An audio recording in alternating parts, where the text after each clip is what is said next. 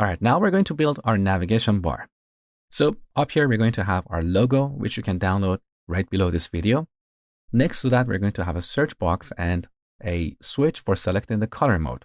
Now, in this lesson, we are not going to build the search box and the mode selector because these are different concerns we have to tackle later. In this lesson, we're just going to work on a basic layout for our navigation bar. And that's exactly how I want you to write code. Always work on a small piece of functionality, make sure it works, then move on to the next step. Don't try to do too many things at once, okay? So back to our project. Here in the source folder, let's add a new folder called components. Then here we add a new file called navbar.tsx. We create a component. Now in this component, we want to lay out our items horizontally. To do that, we can use a component called edge stack. That is short for horizontal stack. Again, it's defined in the same module, Chakra UI/React. We don't need to import React. Let's remove it. Now here we need to add an image. Now look, in the auto completion box, we have two image instances. The first one is just an interface. The second one is the component that is defined in Chakra UI. This is the one we're interested in. So let's import it on the top. Good. Now we need to set the source to our image. So look below this video, you will find our logo. Grab that file and add it in the assets folder. So I'm going to grab it, add it right here. Okay, this is a WebP image. WebP images are highly optimized images for web. Okay, so we have this logo. Now we cannot use its location, like go up to assets. It doesn't work that way. We have to import this like a regular JavaScript module on the top.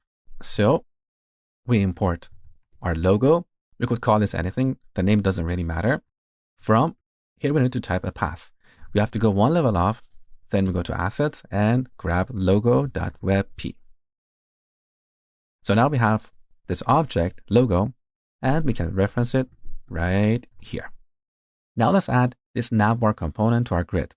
So we go to the app component and right here, we add our navbar component. Let's see what we get. So, all right, the image is way too big. So we need to restrict the size. Back to our navbar. Here we can set box size to 60 pixels. Okay, that's better. Now, here we are using a horizontal stack. So if you add a text in our navbar, it should appear right after our image. To verify that, let's add a text component. Again, look here, we have two instances. One is just an interface. The second one is the text component defined in Chakra UI. So let's import this. And here we can say navbar. Now look, all right.